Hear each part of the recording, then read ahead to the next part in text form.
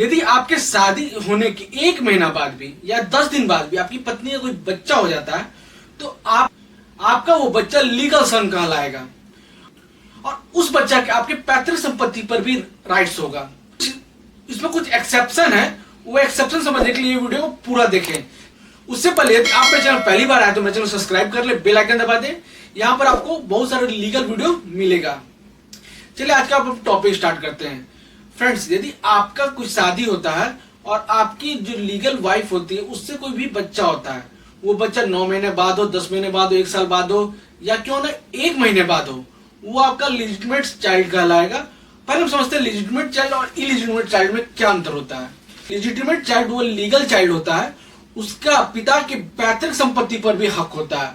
और जो इलीजिटिमेट चाइल्ड होता है वो लीगल चाइल्ड नहीं होता है, मगर हाँ उसका अपने फादर की संपत्ति पर हक होता है, पेरेंट की संपत्ति पर हक होता है, मगर उसके पैतृक संपत्ति पर उसको कोई हक नहीं होता है। तो हम समझते हैं ये पूरा कानून क्या है। तो under section 112 Indian evidence act में दिया गया है, यदि कोई भी कंटिन्यूअस वैलिड मैरिज है और उस कंटिन्यूअस वैलिड मैरिज में कोई भी संतान होता है, वो माना जाएगा कि वो अपने पिता का लेजिटिमेट चाइल्ड है, मतलब कि वो अपने माँ के हस्बैंड का लीगल चाइल्ड है।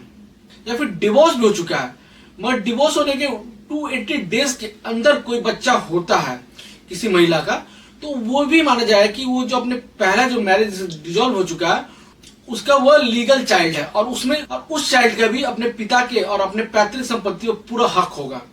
मगर इसमें एक जनरल एक्सेप्शन दिया हुआ है। जनरल एक्सेप्शन है कि यदि पिता ये प्रूव कर देता है कि नॉन एक्सेस, मतलब कि जब महिला गर्भवती हुई थी तब हम उसको एक्सेस नहीं करते, मतलब मैं उसके पास नहीं था, मैं उससे बहुत दूर था, मैं उसके पास जा ही नहीं सकता।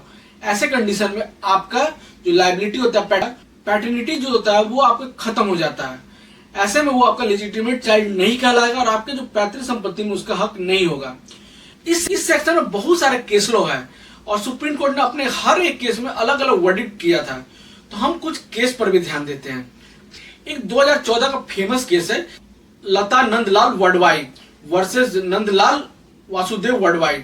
इस केस में सुप्रीम कोर्ट ने कहा था कि यदि हमारे पास इतना अच्छा है डीएनए टेस्ट करके हम पता कर सकते हैं पैटर्निटी, तो हम इस सेक्शन के ऊपर क्यों डिपेंड रहे।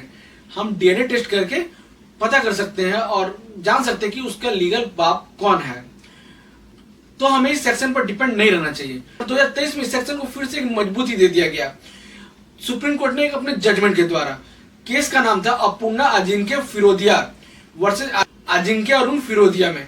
इसमें सुप्रीम कोर्ट ने कहा कि हम डीएनए टेस्ट करके पैटर्निटी नहीं चेक कर सकते हैं, क्योंकि यहाँ पर पति नहीं विक्टिम है या चाइल्ड विक्टिम है, और चाइल्ड का हम प्राइवेसी नहीं भंग कर सकते डीएनए करवा के, क्योंकि चाइल्ड नहीं चाहता था कि हम दुनिया में आए, उसको लाया गया और ला के यदि हम उसका डीएनए करते हैं और पैटर्निटी चेक करते हैं तो उसका ये बच्चा का प्राइवेसी ऑफ लाइफ को वायलेशन करना होगा और ऐसे करने में बच्चा का जीवन बर्बाद हो सकता है।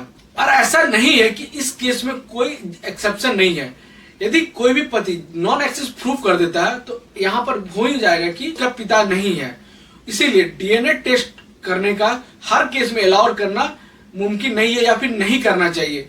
रेयर केस में ही अलाउ करे, सारे कोर्ट को ये निर्देश दिया गया। इसीलिए आप ये सोचते हैं कि यदि मेरी पत्नी कहीं अफेयर चल रहा है और यदि उससे कोई बच्चा हो कि हम डीएनए टेस्ट करवा के पता कर लें कि मैं उसका पिता नहीं हूं, तो आप ये भ्रम में जी रहे हैं।